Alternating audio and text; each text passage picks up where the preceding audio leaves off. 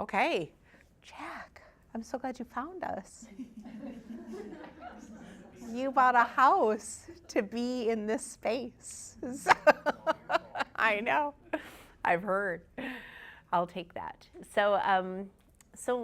At our center, we are dedicated to healing from the inside out. So just kind of like, it's not just meditation that we offer here. It's not just bowl therapy or hypnosis or rapid eye or meditate or yoga or whatever. It's not just these things, it's all of these things. So in the most real sense, we are dedicated to trying to create a space for you to live like you're on retreat. So I've been thinking about this idea of like, everybody has these little retreats, and that's fine. I've done them too. It's nice, but once you leave that space, you go back to your crappy life, and then you have to figure out how to function in the real world. And so sometimes you can't like take that energy with you when kids are there, or your husband or your wife or your boss or whatever, right? And so this place is solely designed for you to be able to like, oh, how do I do this on a regular basis and like live this way? And that's what this is for, right, Rob? 450 visits later in 18 months. So, I know. There you go. Yep. And then with that, every month we have a theme. And so then the theme for this month is introspection. So please grab a calendar on your way out there on the little stand underneath the monitor there. And then it will kind of tell you the events that we have coming up. So introspection, what is that? So we really want to focus on like, we're trying to, all of us, the whole reason why you're here is because you're trying to live a better version of yourself, right? I mean, that's just what meditation is in general.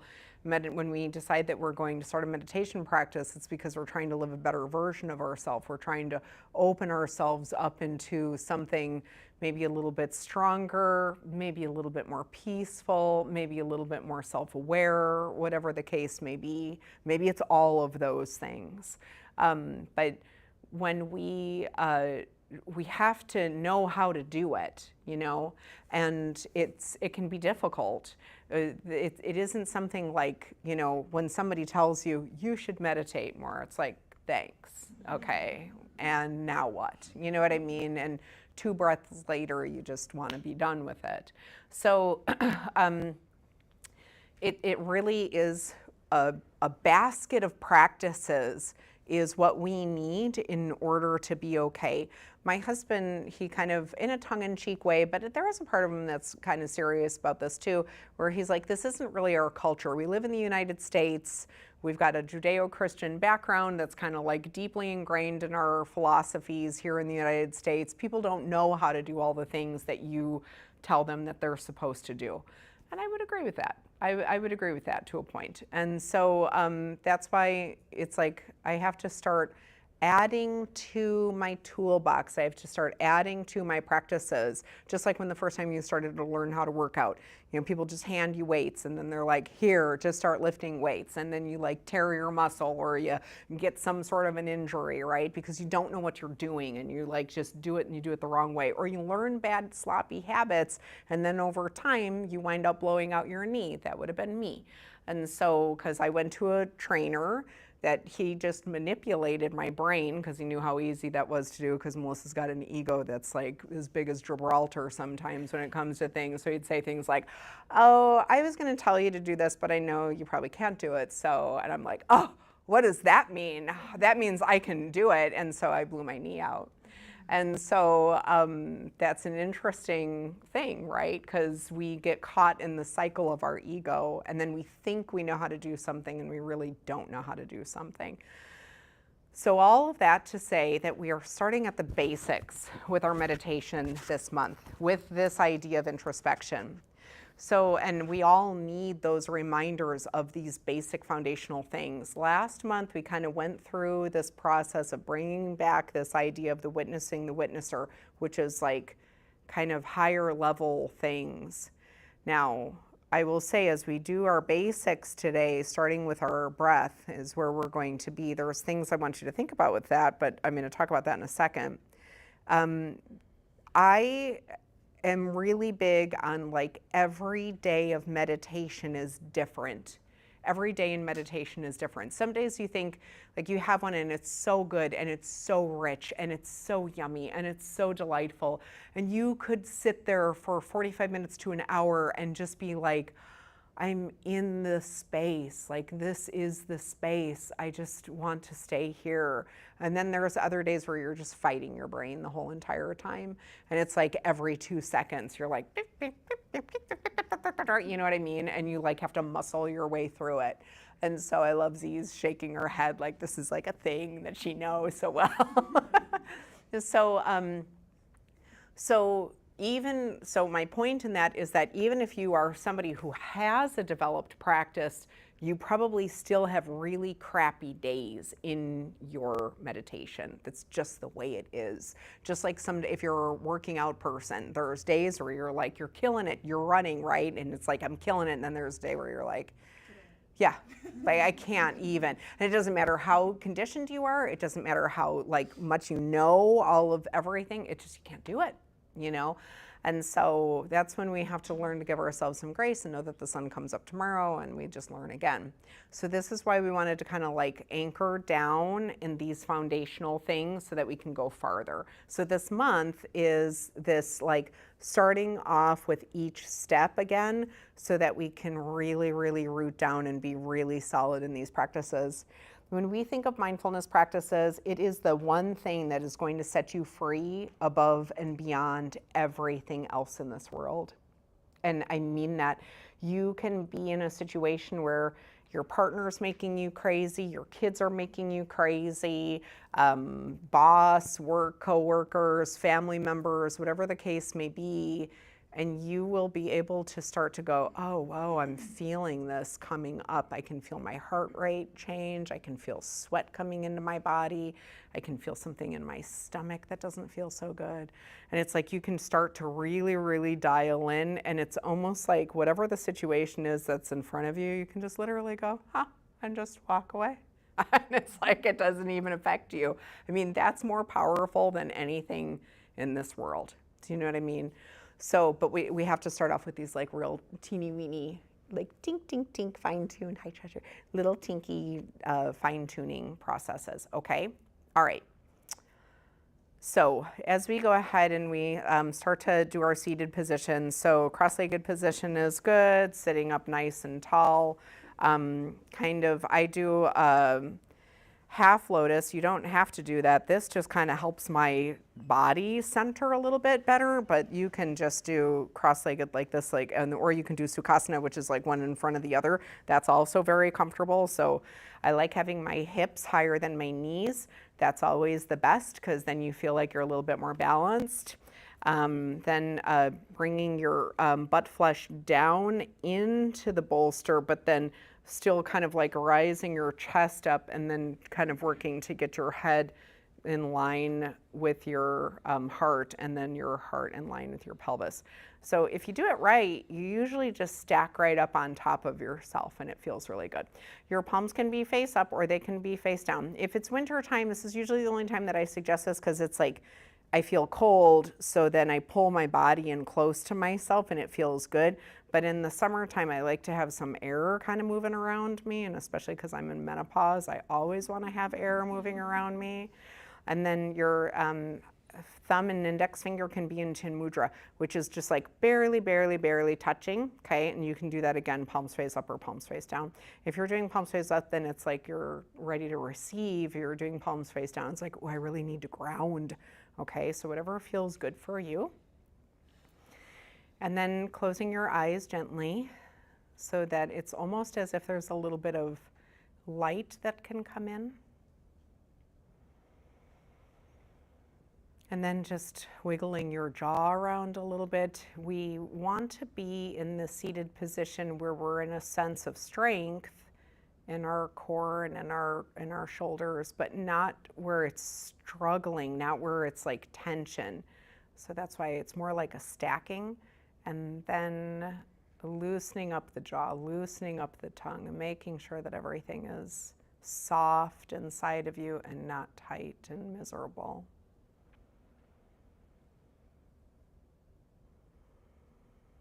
Oftentimes I encourage people to put like a really soft smile on their face, not like a tight, happy, weird grimace, but like just a real soft, like you can feel the corners of your mouth just gently turning up.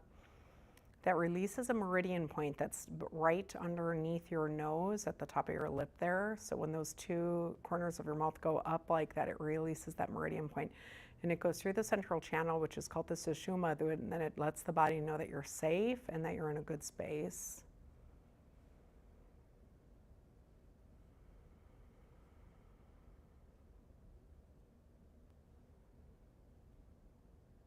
So now that the body is set up, the face is soft,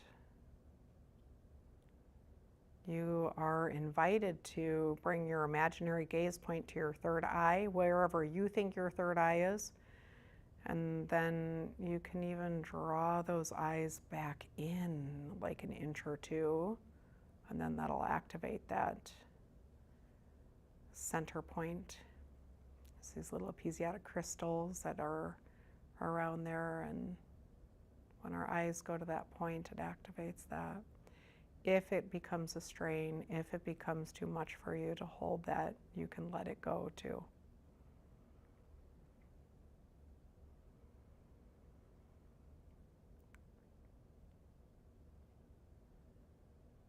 So now we focus on our breathing. The breath is everything.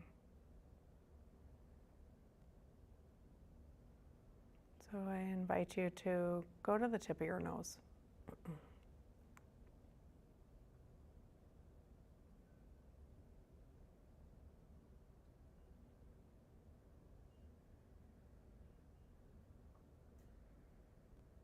There's qualities of breath that I would encourage you to notice over the next few minutes. There's the temperature of the breath. There's the fullness of the breath. There's the way that the breath helps to expand and contract your ribs and diaphragm.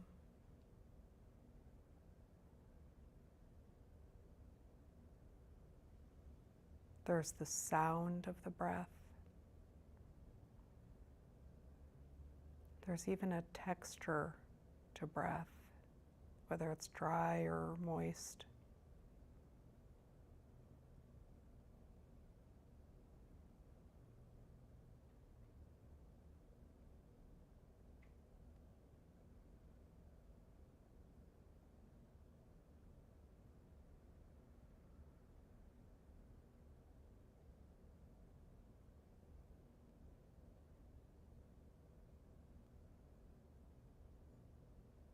Now there's the cadence to the breath.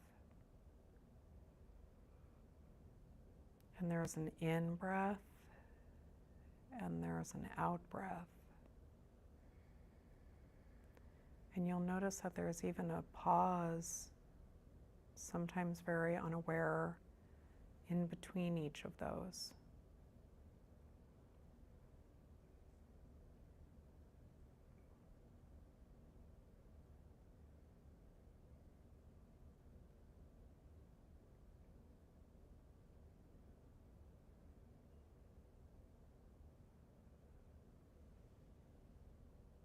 So now if the breath was the only thing that mattered, and in this setting, it is the only thing that matters,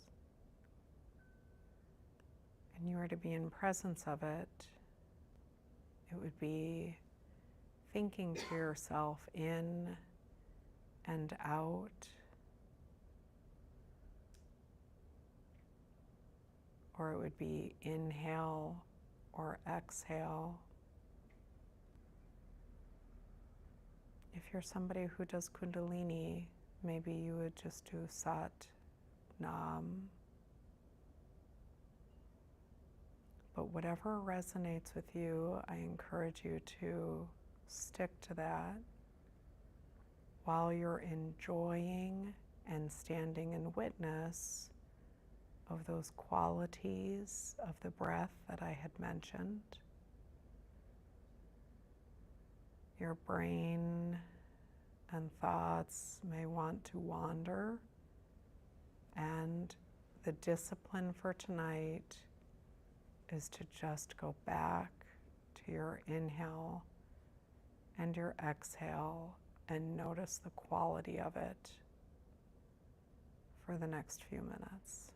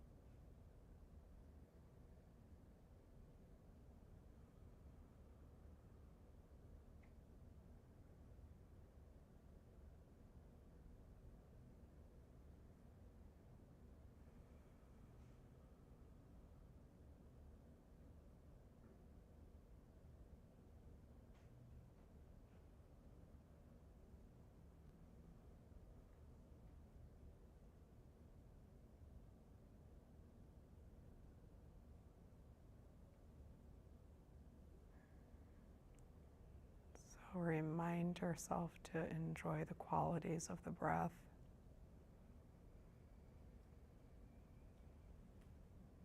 Where you feel the dry, where you feel the moist, where you feel the cold, where you feel the warmth, where you're feeling the expansion, where you're feeling the contraction. And then, of course, there's the in and the out, or the sat, recognizing the pauses in between.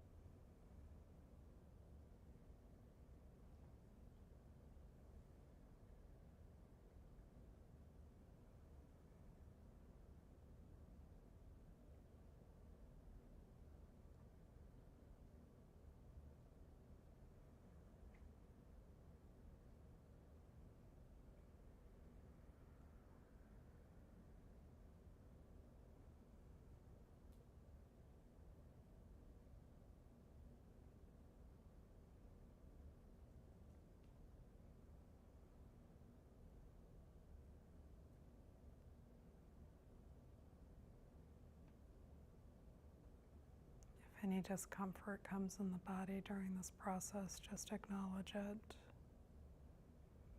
You don't need to run from it, but just breathe breath into it.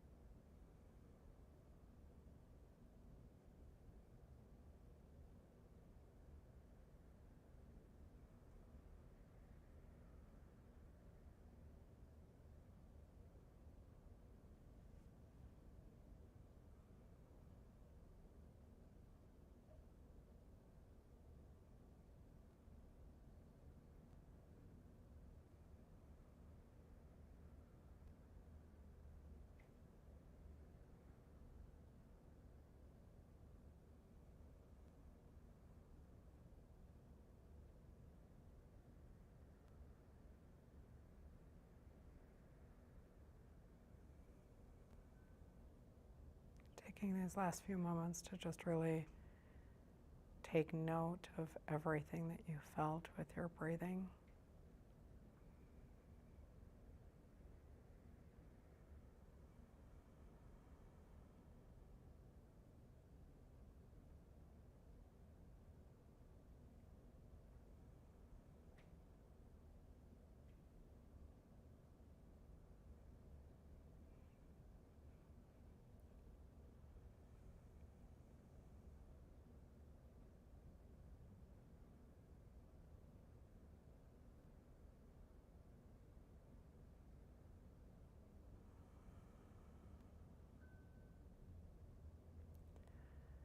And giving yourself permission to maybe start to loosen up the spine a little bit and kind of move gently, releasing whatever posture you have with your hands, and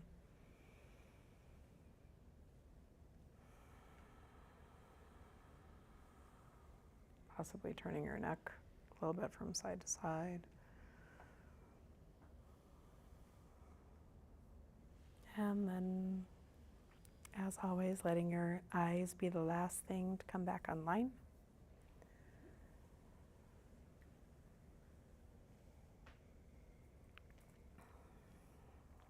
Okay.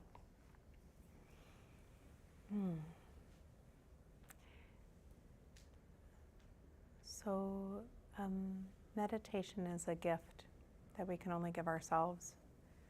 I've been thinking a lot about the things that we have to do for yourself. I've really, in my previous life, I was really focused on like always doing for everybody else, which I still do, but I do it in a different way now. And because that's my nature. So like my nature is to do that. So I'm not going to change my nature, and I'm not going to shame myself on my nature, right? But then I kind of went through this period where I was like, oh, I don't do anything for myself. I'm going to get like facials, and I'm going to get manicures, and I'm going to do these things, which aren't really me, but like I was going to do them anyway. And so one day I was there and I'm looking at this person doing my feet, and I'm thinking how ridiculous this is. This is like not, and it's fine, but it's not me, you know what I mean? And so then I was like, the only thing that I like to give myself is like things like this. Do you know what I mean? Like I like to give myself meditation time. I like to give myself time on my bicycle. I like to give myself time to practice my asana. Like those are the things I like to give myself, right? And nobody else can do that for me. I can go and get a massage. I can go and have somebody do my feet or whatever the case may be, but that's like whatever. The only thing I can actually do for myself are these practices. Like that's all I can do is that, if that makes sense. Do you know what I mean? The rest of the stuff is all like this external stuff, and it's like, okay, great. And it's really, really short-lived. And like, but these things are the things that like will change your whole life. Like it really, really will. And when crap gets real and things get horrible, because they always do, that is just life. It is part of life. You have these things, and then you're like, oh my gosh, I can just breathe. Like, I can just sit here and breathe, and I'm going to be okay. So how was that for everybody? Better, huh? It's nice, yeah? When you can just like focus on it, and it's like all the yummy parts of our breathing. Like, I'm just going to focus on all the yummy parts of my breathing. All of a sudden it becomes like, it's like alive. I mean, it's like alive, and it's helping me and it's supporting me. So that's my encouragement for you guys for this week. I really want you guys to practice that, okay? So if you're in this room, you have now been committed to trying this 5 minutes every day. Set a timer, get on Insight Timer. They should be paying me for how many times I promote them. But 5 minutes a day, and just breathe for 5 minutes and just enjoy your breath. That's it.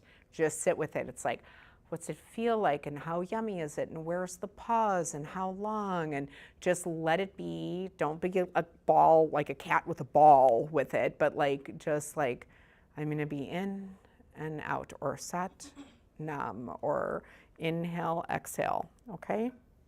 Good? Okay, all week long, because next week we're on to something else with it, okay?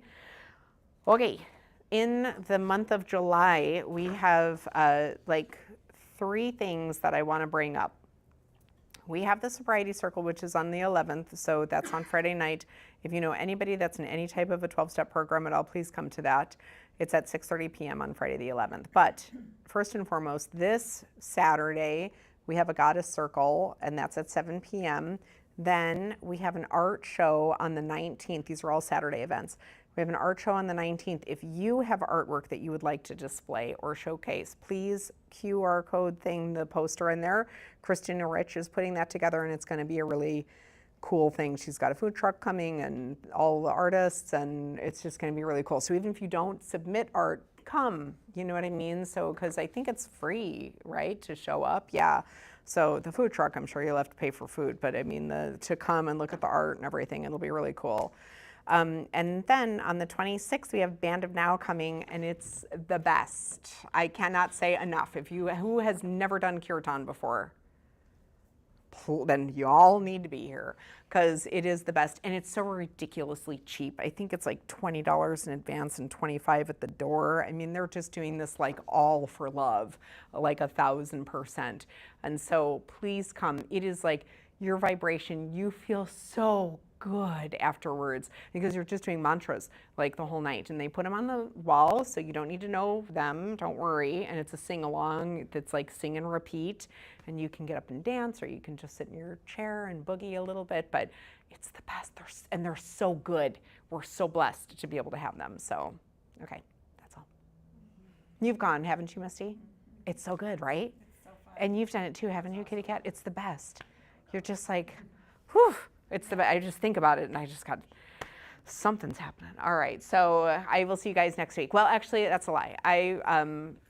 Quentin is going to be facilitating. We have this whole plan for this whole month. So please come so that you can stay with this practice, because by the end of the month, if you didn't become an enlightened being last month, this is the month. Okay. All right. She's like, and if not, I want my money back on this meditation class. That's why we make it free. So, okay. All right, you guys.